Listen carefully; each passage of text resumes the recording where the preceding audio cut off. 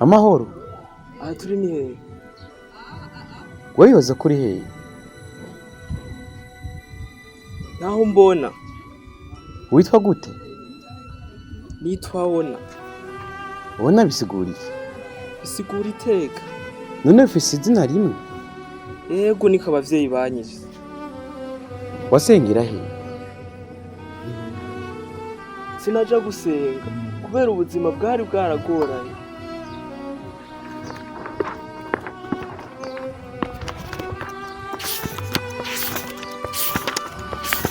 Iki ni igitabo c'abapagani. Reka ndakuraba ko ndakubona. Kubera ko ndaba nkusha abapagani. Kubera ko utasenga.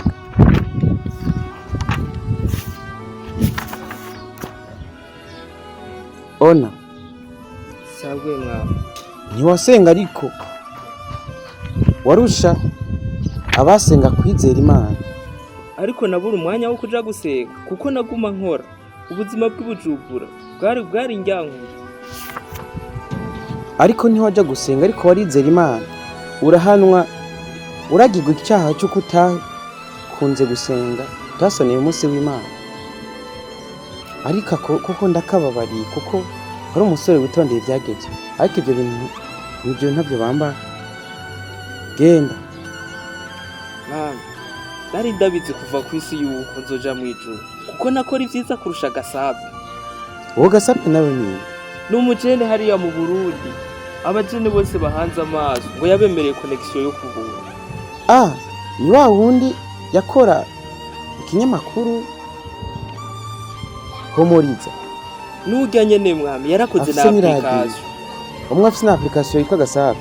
Yego n'uyo nyene. None kumuzi mwami nawe uraja kuri social media. Urya mugabo yakoze ibintu byiza cyane. Nico gituma urya mugabo mu gitabo c'abanyamateka arimo hamwe nashira abakoze byiza muri Afrika n'abanyene namushizemo.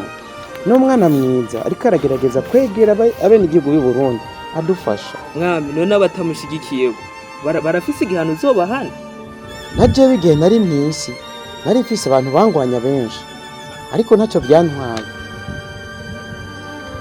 Mwami je ndatangara sinarinzi ko nabo bandika mu gitabo.